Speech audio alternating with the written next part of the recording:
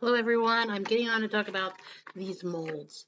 These molds, my grandbaby loves these molds. Like, they're great for his ice, but they only recommend them for gummies, but they are also good for, you can make fruit snacks, yes.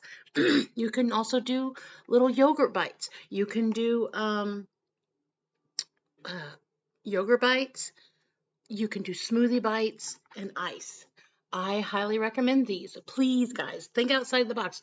You could also put chocolate on them. You could do cute little activities with the kids, especially when I know Christmas just passed and I should have did this during Christmas, but I was not really in the Christmas spirit. I'm sorry, but you could use the molds to make little with your gingerbread houses. Also, if you have this little guy, you can create gummies to go inside your fruit smoothies or a fruit smoothie yogurt with your fruit smoothies. I mean, be creative with it. My grandbaby loves making it. And if you have a juicer, it helps you create the popsicles and the meat for you know what I mean, the smoothie stuff to just put down in there and then put the rest in the popsicle.